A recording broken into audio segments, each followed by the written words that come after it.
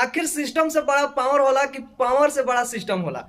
तो प्लीज तो भैया रउआ सबके कमेंट पर वीडियो आज हम बनावे जा रहे हैं। जी हाँ, बहुत सारा हमारा भैया के कहना में रखा कि भाई पावर स्टार पवन भैया के और खेसारी लाल यादव के गाना के लेके कंपैरिजन करेगा। तो भैया आखिर में हम कंपैरिजन पर वीडियो बनावे जा रहे बनी। तो रउआ सब वीडियो पूरा देखें भैया लोग, तब जाके मजा या बुझाई कि आखिर सिस्टम से बड़ा पावर होला कि पावर से बड़ा सिस्टम होला। तो प्लीज वीडियो में भैया कंटिन्यू बने रही रउआ लोग।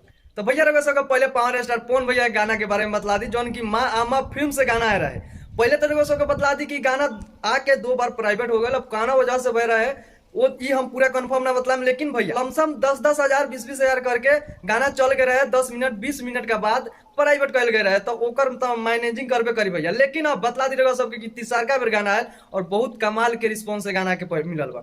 बरोबर सबके बतला दी भैया कि देख सकते हैं अपना डिस्प्ले पर कि मात्र एक दिन में एक गाना के भैया 3.5 मिलियन गाना पर व्यू मिलल बा। और भैया लाइक के बात कर ली तो रिकॉर्ड तोड़ लाइक बनैले बा कि 2,03,000 गाना पर लाइक मिलल बा। भैया पावर स्टार पवन भैया के माँ आमा फिल्म्स भक्ति जौन की चैनल बा, ट्रेंडिंग चैनल है भैया, लेकिन नया चैनल एगो होके और कमाल के रिस्पांस गाना के मिलत तो भैया तो कहीं ना कहीं भैया सिस्टम से बड़ा पावर होला। ई तो पावर स्टार पवन सिंह करके दिखा देनी और उनका फैन भी ई जवाब दे देनी कि बाबू सिस्टम से बड़ा पावर होला।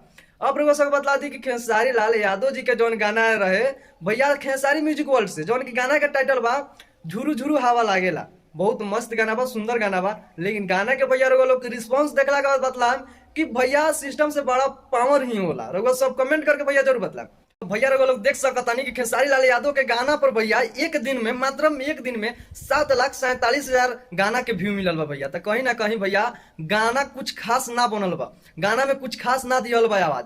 और भैया लाइक के बात कर ली तो लाइक देख सकता नहीं कि एक दिन में 1,14,000 गाना पर लाइक मिलल बा भैया। तो कहीं ना कहीं भैया सिस्टम से बड़ा अभी पावर हो गया बा।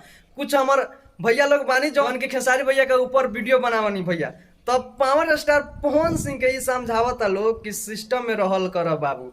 तो हम ओकरा के समझा दी कि पावर सिस्टम से बड़ा होला, सिस्टम पावर से छोटा होला, सिस्टम से बाहर पावर स्टार बस, समझ ले लो। अब बतला दी भैया कि खेसारी भैया गाना के लेके तो भैया गाना में कोनो खराबी नहीं के, लेकिन गाना के कुछ खास रिस्पॉन्स अच्छा ना मिलल बा। लेकिन भैया ट्रेंडिंग में 2 नंबर पर ट्रेंड करता जौन की मेन सेक्शन में।